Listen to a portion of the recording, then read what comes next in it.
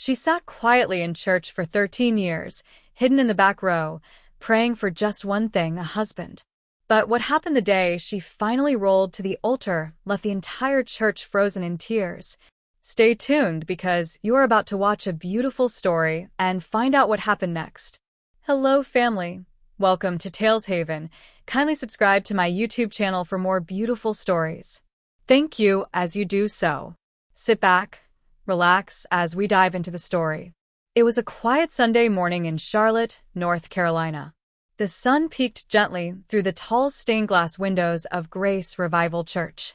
Families were arriving in their cars, children laughing, mothers adjusting ties and dresses, and couples holding hands as they walked inside. But at the far end of the parking lot, a woman carefully lifted herself into a wheelchair and adjusted the small cushion beneath her. Her name was Rachel Bennett. She was 38 years old, and this was her 412th Sunday at that church. She knew because she had counted. Each Sunday felt the same: warm smiles, kind greetings, and the heavy silence that followed her wherever she went.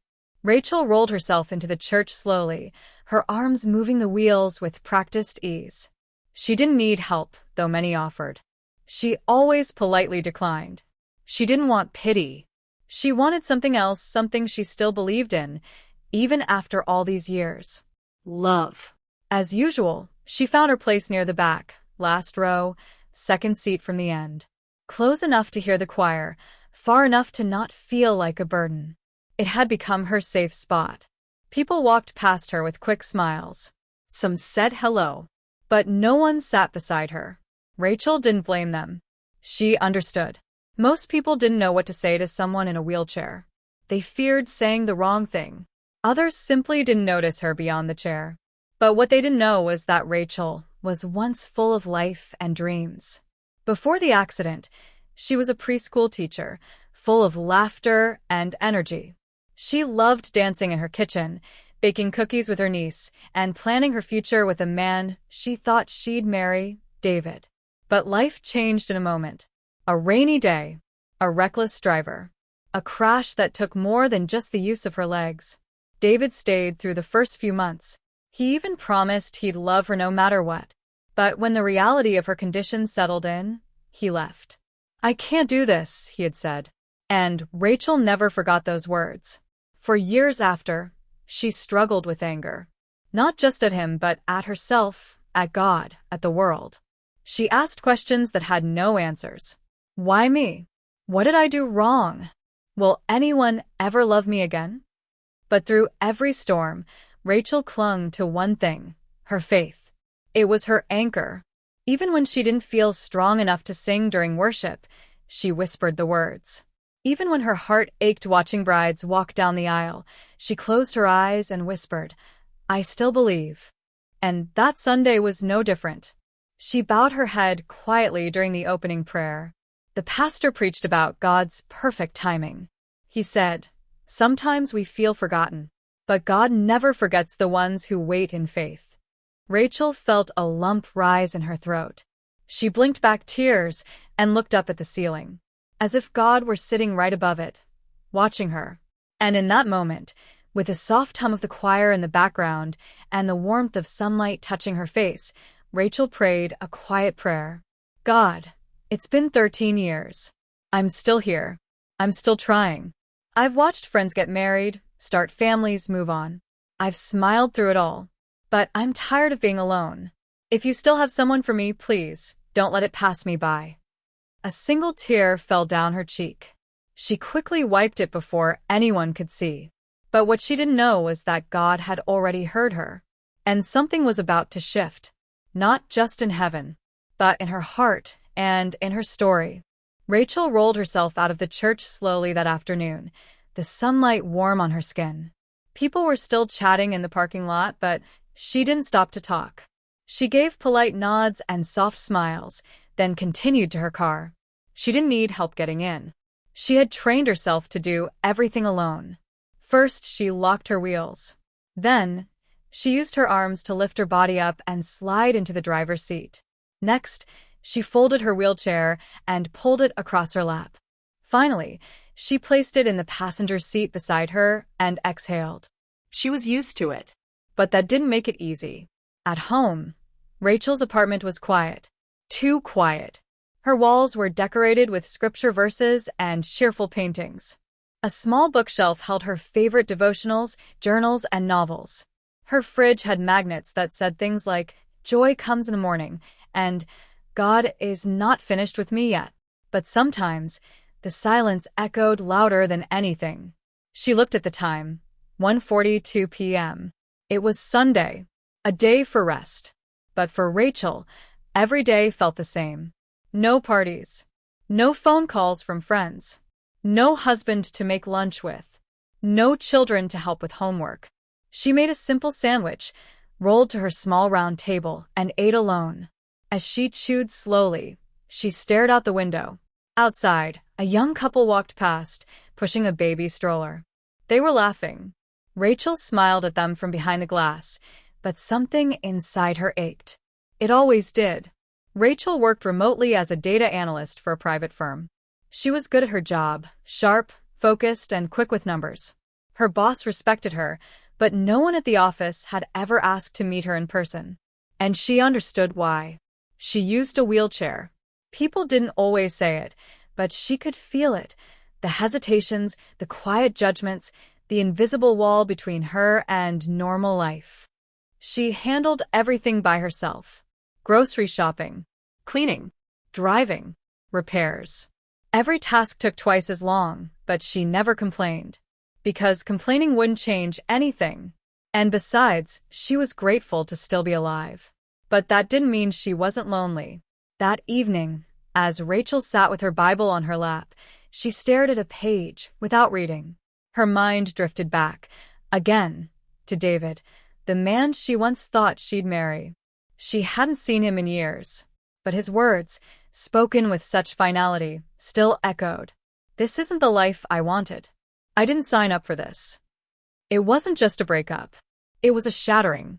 He had been her best friend, her comfort, her dream. And when he left, something inside her stopped hoping. That was 13 years ago. Since then, she had been on 2 awkward dates. Both ended the same. Once they realized she couldn't walk, they said kind things, then disappeared. She learned to smile through rejection, to laugh through pain, to say, "I'm fine," when her heart was breaking. That night, Rachel pulled her wheelchair beside her bed and transferred herself under the covers. The room was dim. A small night light glowed near her wall, casting a gentle light on the verse above her headboard. "For I know the plans I have for you, declares the Lord." Jeremiah 29 verse 11. She looked at it quietly. Then she whispered, "God, if your plan is for me to be alone, I'll still serve you. I'll still love you. But if there's even a tiny chance that someone is still coming for me, please don't let me miss it." Her voice cracked at the end. A tear slid down her cheek and soaked into the pillow. And in that moment, the silence in the room didn't feel so empty. It felt like God was listening. Rachel didn't know it yet, but her prayer was already working its way through heaven. And the answer was closer than she could imagine. The next Sunday morning came with soft clouds in the sky and a cool breeze in the air. Rachel rolled through the front doors of Grace Revival Church as usual, her hair tucked neatly behind her ears, her Bible resting on her lap. She greeted the greeters at the entrance with her usual warm smile. She had become familiar to many over the years, but even so, she still went straight to her place, the last row, second seat from the end. Her safe place. But today felt different. She couldn't explain why. The worship began with a song called "You See Me." Rachel closed her eyes and sang softly. The words hit her deeply. "You see me in the shadow. You hear my silent cry. When everyone walks past me, you still stand by my side." She didn't know it yet, but someone was seeing her. And he wasn't just passing by.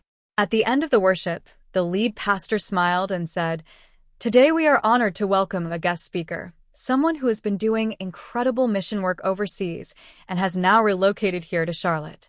Please help me welcome Pastor Marcus Reed." Polite applause followed. Rachel looked up, curious. A tall man with calm eyes and a gentle smile stepped onto the platform. He looked to be in his early 40s, with short, neatly trimmed hair and a peaceful presence about him. He wasn't flashy. He didn't dress loud. But there was something kind about him, something sincere. And when he spoke, the room fell still. "Good morning, family," Marcus began. "I've traveled to many places. I've spoken in big churches, small huts, prisons, and schools. But the one place God keeps leading me back to is where the quiet souls sit. You know the ones," he continued, looking around. "The ones in the back row. The ones who feel unseen. The ones who show up every week with silent prayers no one hears. But I want you to know, God sees you. He hears your quiet pain. He counts your tears. And He has not forgotten you." Rachel froze. Her heart pounded. It was as if the sermon was written just for her. For the first time in years, she felt the presence of God fall on her in a way she couldn't describe. Her hands trembled slightly on her lap. When the service ended, people gathered in groups to chat, laugh, and plan their Sunday lunch. Rachel, as always, waited for the crowd to clear before heading out. She didn't like feeling in the way. But before she could move, she heard a voice behind her. "Hi." She turned. It was him, Marcus. He smiled warmly and gently crouched down so he was at her eye level. "I hope you don't mind me stopping by," he said. "But I saw you during worship. You were glowing." Rachel blinked, caught off guard. "Oh, thank you. I'm Rachel." "Nice to meet you, Rachel." "I'm Marcus," he said, offering his hand. She shook it. His grip was gentle but sure. "I just wanted to say your faith is strong. I could feel it all the way from the front." Rachel laughed softly, trying to hide how nervous she felt. "That's kind of you to say. I usually sit back here." "Sometimes," Marcus said, "the people in the back have the loudest hearts." Rachel looked at him, unsure what to say. She had spoken to many people over the years, but this felt different. He wasn't awkward. He wasn't pretending. He wasn't looking past her chair. He was looking at her. They talked for a few more minutes, nothing deep, just about the sermon, the music, the coffee in the lobby. As Rachel turned to leave, Marcus offered, "May I walk you to your car?" She hesitated. "I'm okay. I usually manage." "I know," he said. "But may I still walk beside you?" That small sentence caught her off guard. He didn't say help you. He said walk beside you. She smiled. "Sure." And together, they made their way out, her rolling, him walking slowly beside her, hands in his pockets. When they reached her car, he stepped aside as she went through her usual routine, transferring to the seat, folding the chair, pulling it across. He didn't stare. He didn't offer pity. He simply watched with respect. When she finally sat in the driver's seat, he smiled and said, "You're amazing." Rachel laughed lightly. "I'm just doing what I have to do." He nodded. And that's what makes it even more beautiful. That night, Rachel didn't cry. She opened her journal and wrote, "Today, someone saw me. Not the wheelchair. Not the struggle. Just me." And for the first time in a long time, it felt good to be noticed. She didn't know what would happen next. She didn't want to get her hopes up. But somewhere deep inside her chest, something flickered. Hope. Tiny. Fragile. But real. And sometimes, that's where everything begins. Rachel didn't expect to see Marcus again that soon. But the next Sunday, as she wheeled herself into Grace Revival Church and settled into her usual back row seat, there he was, sitting 2 rows ahead of her. He turned slightly, gave her a soft smile, and nodded. Rachel smiled back, trying to stay calm. Her heart did a little dance in her chest. For the next 4 Sundays, Marcus showed up like clockwork. He wasn't preaching anymore. He had chosen to settle in Charlotte and attend the church as a regular member. Everyone liked him. He was warm, helpful, full of grace. But still, he seemed drawn to Rachel in a way that was quiet but constant. After service each week, they would talk. Sometimes just 5 minutes. Sometimes longer. It began with simple things. How was your week? Read anything interesting? What's your favorite worship song? But soon, the questions became deeper. What's something you've overcome recently? What do you do when you feel completely alone? What helps you keep believing? And every time Rachel answered, Marcus listened with his whole heart. He didn't interrupt. He didn't try to fix her. He just listened. And that was something Rachel hadn't felt in years. One Thursday afternoon, Rachel's phone rang. It was a number she didn't recognize. She hesitated before answering. Hello. Hi, Rachel. It's Marcus. I hope this isn't weird. Pastor Lewis gave me your number. I asked for permission first. Rachel smiled. Oh, hey. Not weird. Just surprising. I was wondering, Marcus said gently, if you'd like to get coffee sometime. No pressure, just two people sharing a peaceful moment. Rachel's heart skipped. She hadn't been invited out like that in years. I'd like that, she said. They met at a cozy coffee shop near downtown. It had wide doors and wheelchair-accessible seating, which Marcus had checked before suggesting it. Rachel rolled in and saw him already waiting at a corner table. He stood as she arrived and pulled out a chair beside him so she could park her wheelchair comfortably. She noticed everything. The way he didn't make a big deal of her chair, the way he didn't treat her differently, and how his eyes stayed focused on her, not her condition. Over mugs of hot tea and light laughter, Rachel found herself opening up in ways she hadn't in years. I used to be a preschool teacher, she said, looking out the window. Kids were my whole world. I had plans. Marriage. Children. A house with a garden. What happened? Marcus asked softly. The accident, she replied. Everything stopped. And then, David left. Marcus didn't flinch. He didn't say, I'm sorry, like most people did. He simply nodded and said, that must have been deeply painful. Rachel looked at him and blinked. Yeah, she whispered. It was. They sat in silence for a moment. Then Marcus leaned forward and said, Rachel, you're not invisible.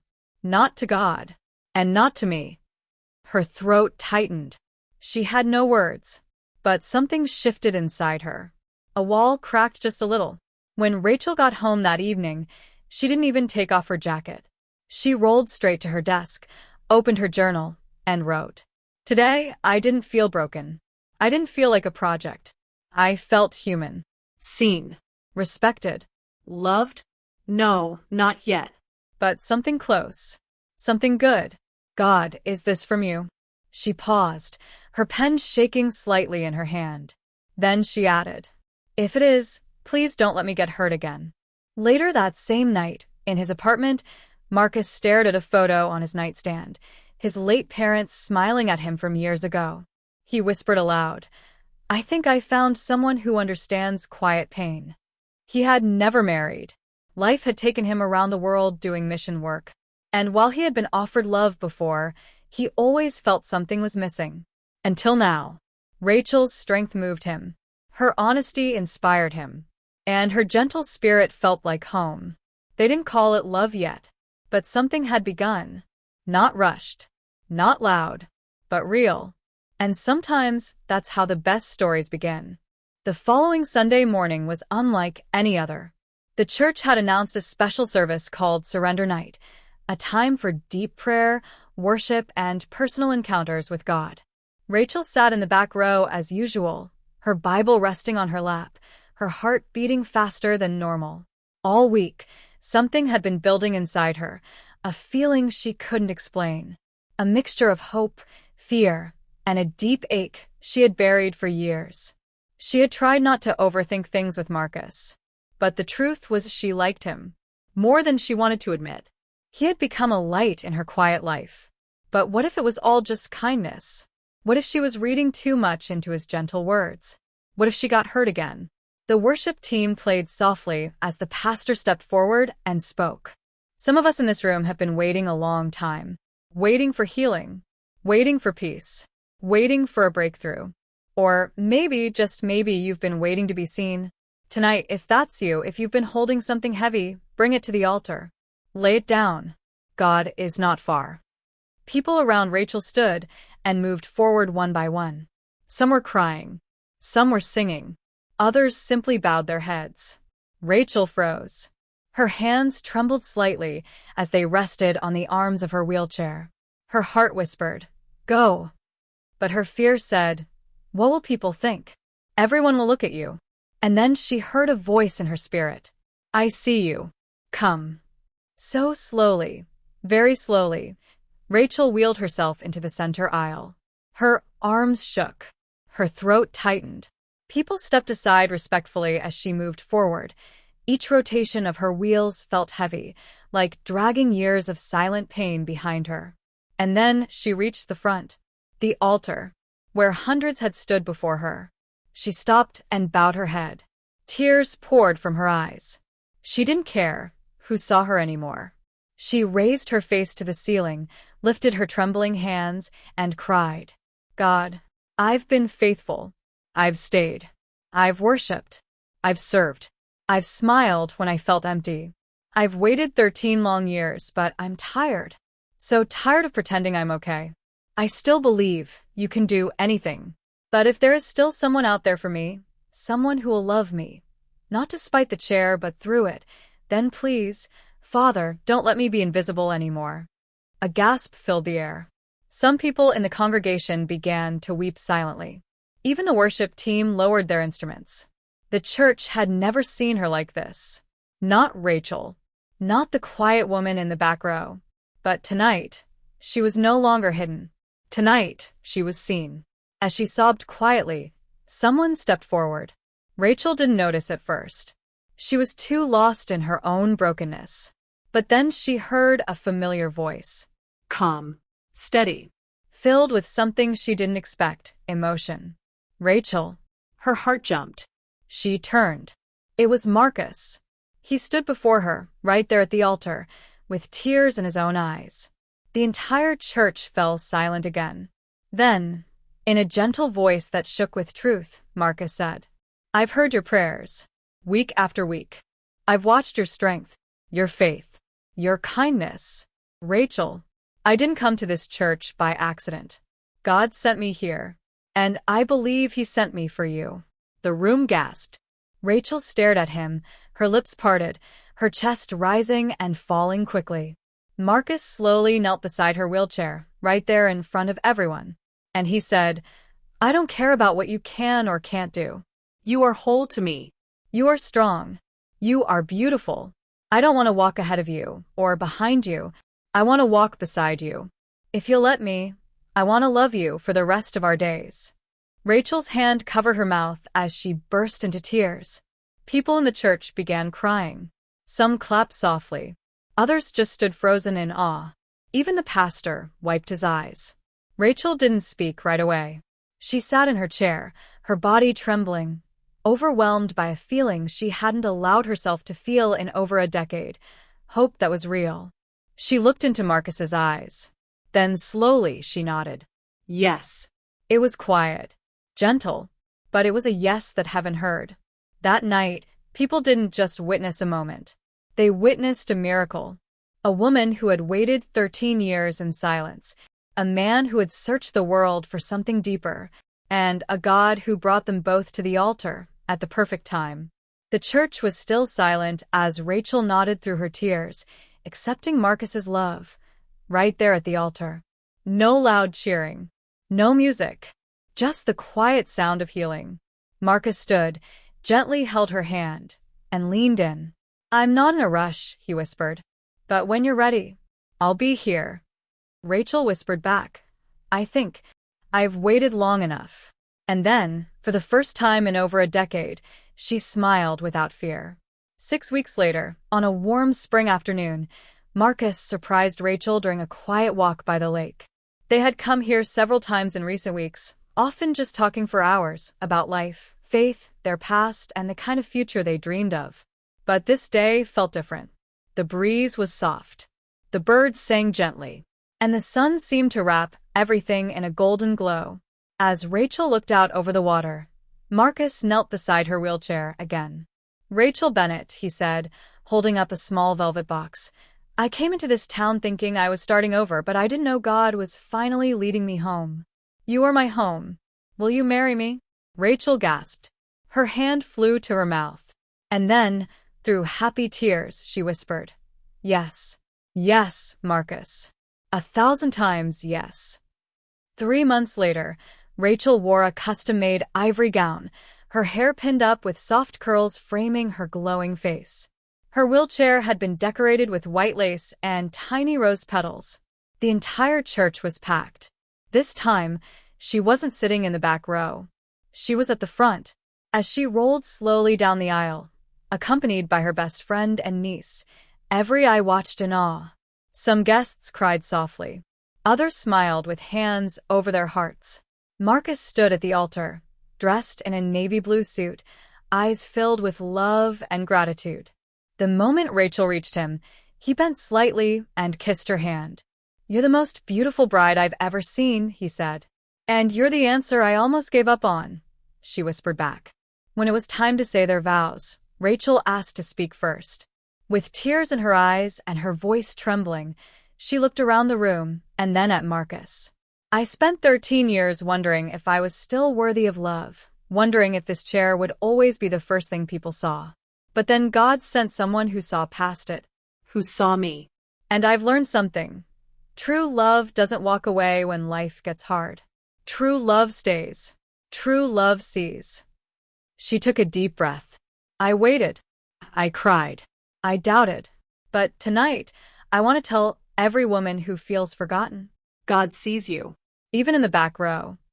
The room went silent again. Even the pastor wiped his eyes. During the reception, an elderly woman came up to Rachel. Her name was Ms. Elaine, a quiet church member who had always sat in the opposite corner. She took Rachel's hands and said, "My dear, let me tell you something. When I was young," Ms. Elaine began, "I had a friend named Clara. She had a broken leg from birth. People laughed at her, ignored her. She thought she'd never marry. But you know what? One day, a blind man joined our church.